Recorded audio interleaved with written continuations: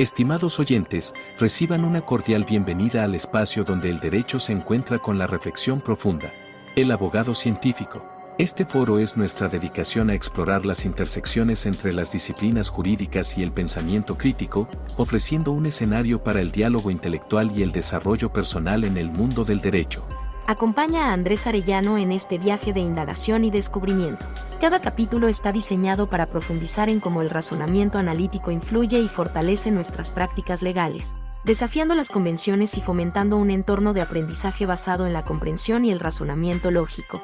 El abogado científico se compromete a ser una ventana a la exploración de conceptos jurídicos a través de la lente de la metodología y filosofía científica, con un fuerte enfoque en el análisis crítico y la evidencia. Este enfoque nos permitirá abordar temas desde una perspectiva única, desentrañando las complejidades del derecho y promoviendo una práctica legal más reflexiva y fundamentada.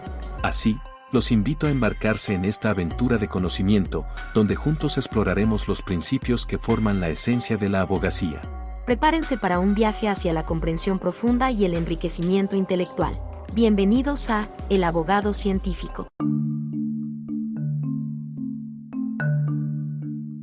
Hola, ¿qué tal? Bienvenido al podcast. Vamos a continuar hablando de filosofía de la ciencia en el siglo XX.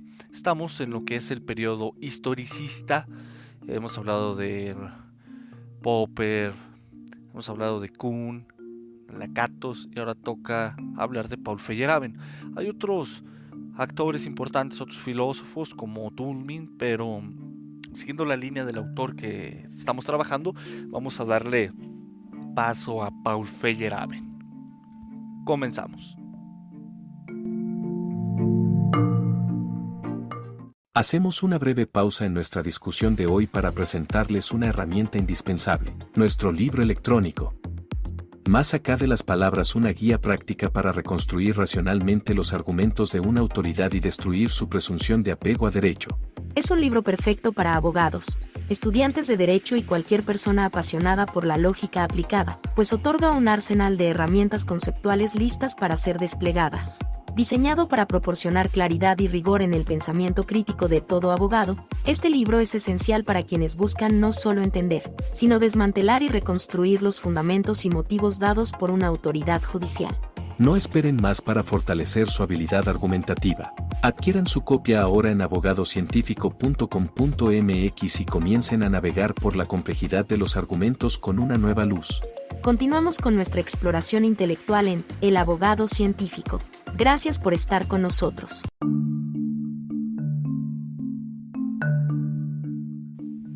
Paul Feyerabend existió de 1924 a 1992 y fue el principal opositor de Imre Lakatos. Sin embargo, también fue su mejor amigo.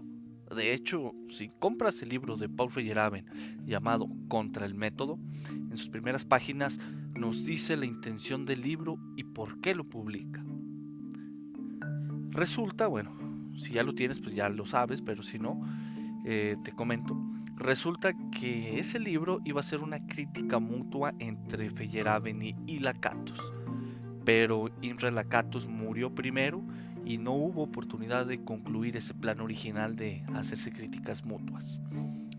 Feyerabend, una vez que terminó, publicó su obra, llamado así Contra el Método, pero ante la ausencia de Lakatos, nos dice Feyerabend, pues la obra está incompleta, porque no tiene la crítica de Imre Lakatos. Una historia interesante y a la vez un tanto trágica. Feyerabend seguía principalmente a Kuhn. Además, algo importante es que contrasta la metodología con los avances científicos a través de la historia. Y en este punto, y parafraseando a Christian Carman, de cierta manera, si sometemos los métodos al juicio de la historia, pocos o ninguno quizá resistiría tal cosa. No olvides que el periodo historicista tenía como fuente de su conocimiento la historia propia de la ciencia, y a partir de ese conocimiento generado mediante el estudio histórico de la ciencia es que salieron posturas como el falsacionismo, las revoluciones científicas o los diseños de investigación, y como es el caso de Feyerabend, ir contra el método. Feyerabend decía que ningún método puede garantizar el éxito, Por ello, el científico podía utilizar el método que más le plazca, pues todo se vale. Esta era la palabra más por la que fue recordado mucho Feyerabend, que en la ciencia todo se vale. De ello surge la tesis del anarquismo metodológico, la cual cito textualmente bajo la fórmula que nos da el autor que seguimos, el doctor Christian Kahneman. Y cito: puesto que no hay un método privilegiado que garantice que, siguiendo sus reglas, se progresará en el conocimiento, cualquier método es válido. O, dicho con sus palabras, todo vale. Cierro cita.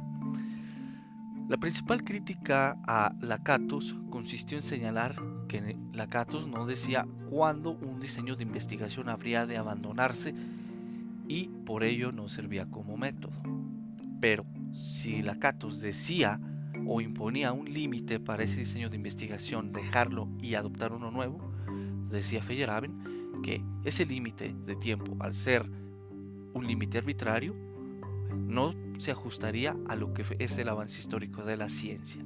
Entonces, pues, esa irracionalidad volvía también a Imre Lakatos un anarquista metódico, un anarquista metodológico como Feyerabend. Esta era la crítica que Feyerabend le hacía a Katos. Entonces, como no había un método privilegiado, pues también Feyerabend señaló cómo la ciencia suele ser irracional y tiene sus convencionalismos teóricos en los que influyen muchas otras cuestiones más allá que la mera racionalidad, como lo vamos a ver a continuación. Feyerabend adoptó de Kuhn lo relativo a la inconmensurabilidad de los paradigmas, refiriendo que dos teorías no pueden ser comparadas para nada. No es posible comparar dos teorías.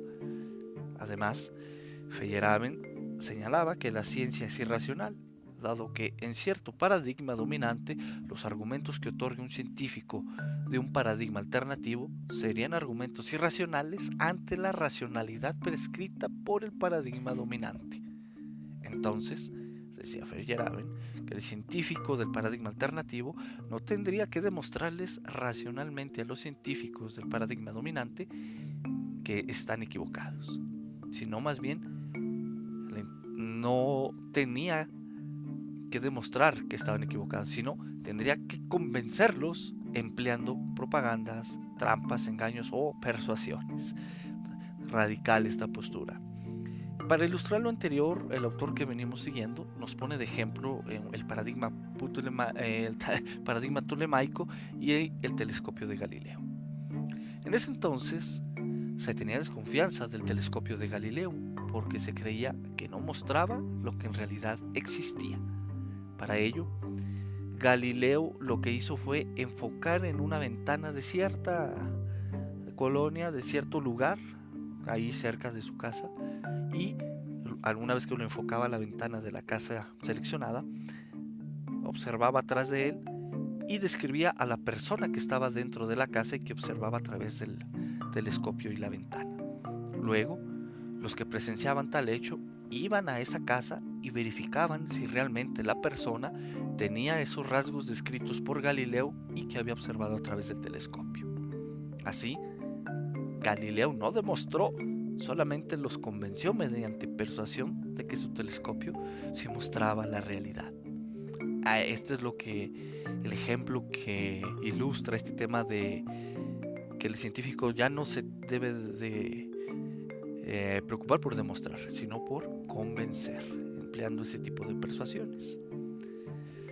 Por otro lado, un tema bien interesante de Feyerabend es que refiere que el Estado se separó de la Iglesia, pero se unió a la ciencia. Es decir, la libertad religiosa existe, pero la libertad de creencia científica no. Tan solo basta ver qué enseñan en las escuelas y qué sanción recaería a cualquier ciudadano por parte del Estado si no lleva a su hijo a la escuela a escuchar esa ciencia estandarizada, esa ciencia oficializada, es la palabra que utiliza Feyerabend. Esta es una reflexión bastante interesante. También, entonces, queda claro que la postura epistemológica de Feyerabend es que se puede llegar a conocer utilizando cualquier método, y no es racional tratar de imponer cierto método como la única forma de obtener conocimiento válido. Ante esta imposición metodológica es la que se refería Feyerabend. Bastante interesante la postura de Paul, y con la que debo decir coincido en gran medida.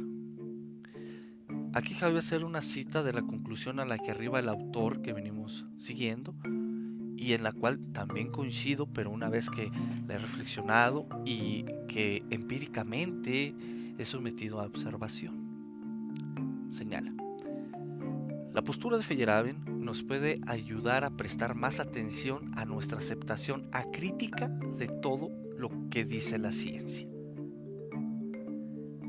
Esto es una de las conclusiones a las que llegó el autor. La postura de Feyerabend nos ayuda a prestar más atención a nuestra aceptación acrítica de todo lo que dice la ciencia. Permíteme decir que qué chingón expresión y conclusión. Te digo por qué coincido, y me voy a adelantar un poco. Al decir que hay tantos cursos, diplomados, maestrías, libros, artículos, etc., los abogados aceptan tal o cual información sin antes hacer un análisis reflexivo de la misma, contrastarla y ver si realmente vale la pena seguir o no ese conocimiento que se nos presenta. Pero como no hacen una crítica, simplemente la aceptan y dicen frases que demuestran ese sentido acrítico de aceptación de ese conocimiento. Dicen: ¡qué bien! Felicidades, magnífica exposición, me maravilla cada palabra que usted dice. Generalmente son las expresiones que usan y demuestran ese sentido acrítico. Hay otras frases que utilizan, pero la intención de estos podcasts es despertar ese lado crítico sobre el conocimiento generado en la ciencia jurídica y en la labor práctica de la abogacía y la defensa penal, para no tener como cierto, sin previa crítica y análisis, cualquier libro o información que llegue a nuestras manos. Entonces, la postura de Feyerabend es muy interesante y te puede ayudar a entender por qué a veces digo algunas cosas y el sentido de algunas publicaciones en Facebook. Con esto terminamos el periodo historicista de la filosofía de la ciencia, y en el siguiente podcast comenzamos con el periodo contemporáneo, que es en el que nos encontramos hoy en día. Aquí concluye este podcast.